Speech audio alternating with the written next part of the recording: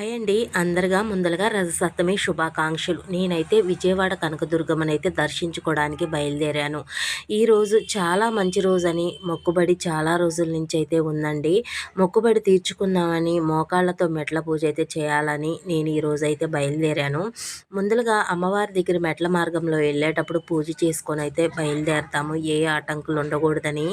అట్లా అమ్మవారి దగ్గర పూజ చేసేటప్పుడు నాకు తెలియకుండానే కొబ్బరికాయ కొట్టేటప్పుడు కళ్ళెమ్మట నీళ్ళు కారిపోయినాయండి. ఎంత ఆపుకోవాలన్నా పక్కనోళ్ళు చూస్తున్నారన్నా కూడా నాకు ఆగలేదు.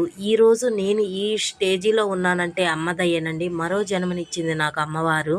అట్లాగే పూజంతా ప్రశాంతంగా జరుపుకొని ఇంకా పసుపు కలుపుకొని మెట్ల మార్గంలోనైతే దర్శించుకోవడానికి బయలుదేరానండి.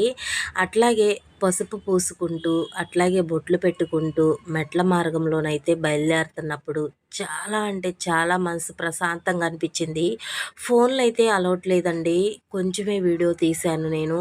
చాలామంది ఈరోజు చాలా రద్దీగా ఉన్నారు. చాలా మంచిగా దర్శనం అయితే అయ్యింది. నేను ఎప్పుడూ వెళ్తుంటాను. ఇంత ప్రశాంతంగా అమ్మవారి దర్శనం అయితే నేనెప్పుడూ చూడలేదు. ఇంత దగ్గరగా ఆ అమ్మవారిని నా కళ్ళారా చూసుకున్నాను. ఆ గుళ్ళో కూడా అమ్మవారి ముందల నా కళ్ళెంబట నీళ్ళు అలాగే కారిపోయినాయండి.